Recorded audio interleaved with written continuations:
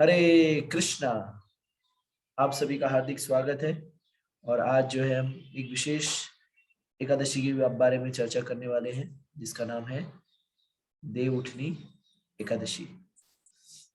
तो कार्तिक मास के शुक्ल पक्ष के एकादश दिन जो एकादशी होती है उसे हम देव उठनी या प्रबोधिनी एकादशी के रूप में जाना जाता है। ये चातुर्मास की समाप्ति का भी घोतक है, जिसमें भगवान विष्णु शयन करते हैं और जिसकी शुरुआत होती है शयनी एकादशी से। भगवान शयनी एकादशी से लेकर आज जो देव उठनी एकादशी है उस दिन तक सोते हैं, शयन करते हैं, और इस कारण से इस एकादशी को प्रबोधिनी एकादशी भी कहा जाता है। और इस एकादशी को अलग अलग नामों से भी जाना जाता है, जैसे प्रबोधिनी एकादशी, विष्णु प्रबोधिनी एकादशी, हरि प्रबोधिनी एकादशी, देव प्रबोधिनी एकादशी, उत्थान एकादशी और देव उत्थान एकादशी, देव उठव एकादशी, देव उठी एकादशी, और इसे कार्तिकी एकादशी, कार्तिक शुक्ल एकादशी और कार्तिकी के नाम से भी जाना जाता है। प्रबोधिनी एकादशी के बाद कार्तिक पूर्णिमा आती है, जिसे हम देव दीपावली भी कहते हैं।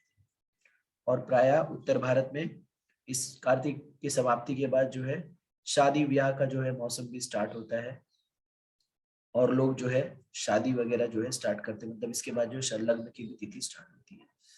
तो उत्तान एकादशी के बारे में वर्णन आता है स्कंद पुराण में।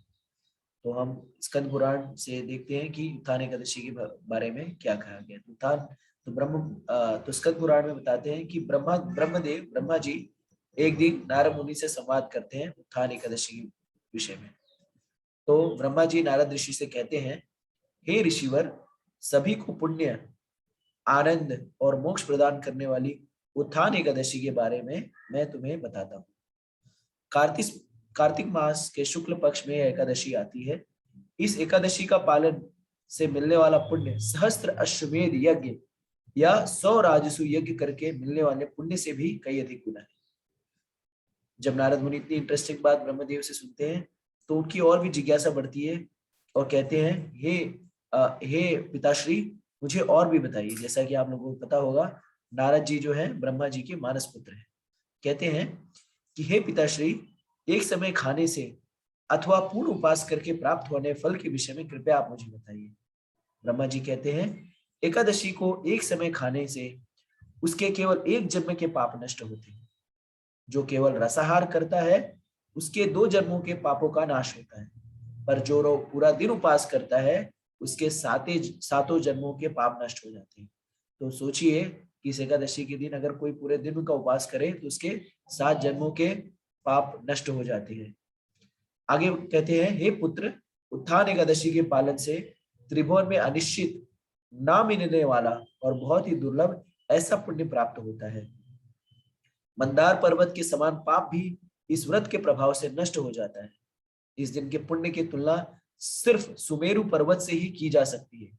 जो विष्णु की भक्ति नहीं करते पर स्त्री भोग करते हैं, जो नास्तिक हैं, वेदों का अपमान करते हैं, जो मूर्ख हैं, उनके लिए धार्मिक तत्वों का प्रश्न ही नहीं उठता। इसलिए किसी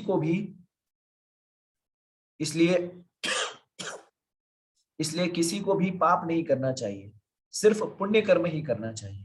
पुण्य कर्मों में लगने से धार्मिक तत्वों का नाश नहीं होता।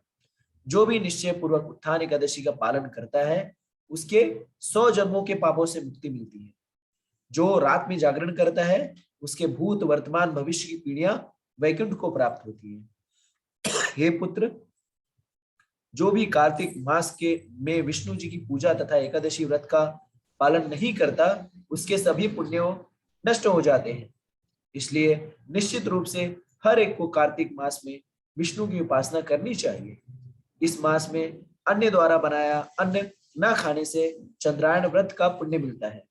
कार्तिक मास में जो भी भगवान विष्णु के गुणों का, लीला का श्रवण करता है उसे 100 गाय दान करने का पुण्य प्राप्त होता है। नियमित वैदिक शास्त्रों का अध्ययन करने से हजारों यज्ञों का फल मिलता है।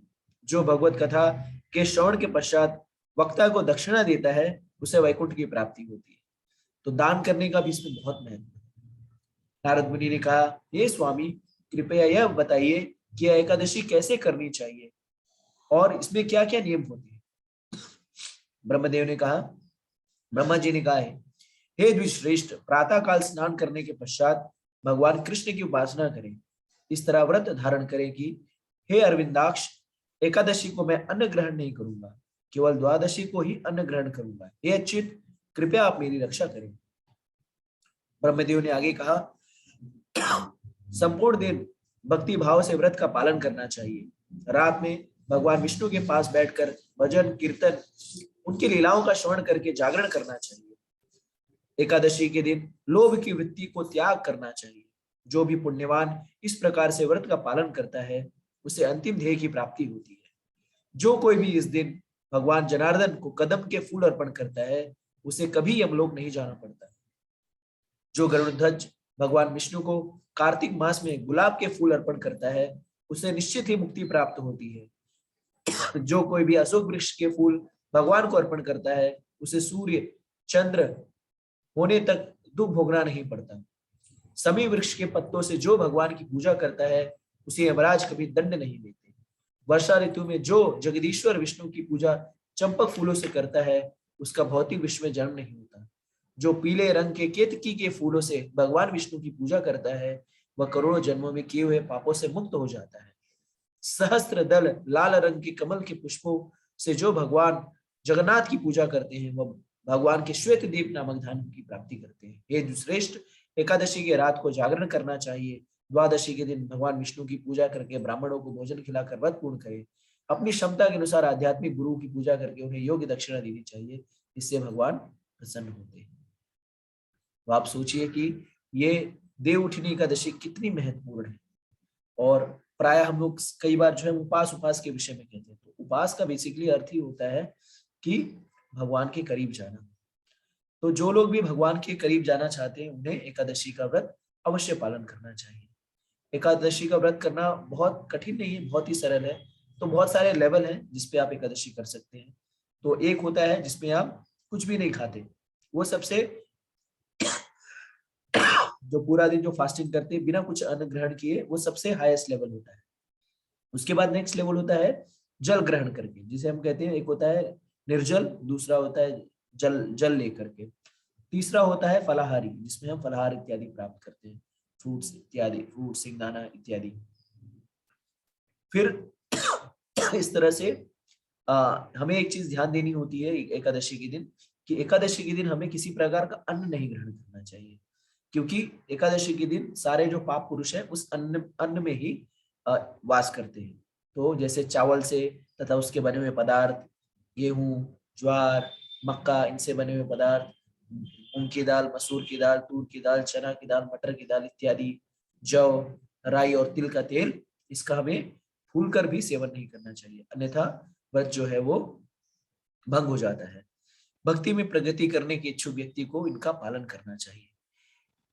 ठीक है, तो हमें चाहिए कि जो भी भक्ति में उन्नति, जैसे श्री प्रभुपाद जी भी कहते हैं कि जो भी भक्ति में उन्नति करना चाहते हैं, उन्हें इन तिथियों में अगर वो व्रत करते हैं तो उन्हें बहुत लाभ होता है। क्यों? क्योंकि इस दिन जो है भगवान की विशेष कृपा होती है।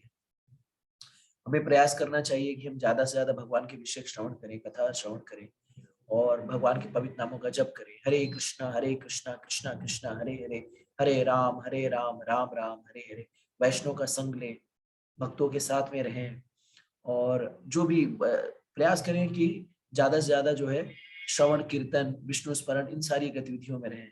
और जैसे कि कई लोग कहते हैं कि हम ऑफिस जा रहे हैं, यहाँ बाहर पे काम करना पड़ रहा है, मेहनत करनी पड़ रही है, तो आप लोग फलाहार, फल इत्यादि ले सकते हैं, फ्रूट्स ले सकते हैं, जूस ले सकते हैं, लेकिन किसी प्रकार का अन्न नहीं लीजिए। और इस दिन चैरिटी दान जो भी करते हैं वो भी बहुत लाभदायक होता है। जितना भी आप भगवान की सेवा में जो चैरिटी करते हैं, दान करते हैं भगवत सेवा में, तो भी जो है हजारों गुना आपको लाभ होता है। तो आप सभी से अनुरोध है कि आप इस एकादशी का व्रत का पालन करें और ज्यादा से ज्यादा भगवान के पवित्र नामों का जप करें, भगवद गीता भागवतम का अध्ययन करें और अपने मनुष्य जीवन के उद्देश्य को सफल बनाएं। हरे कृष्ण।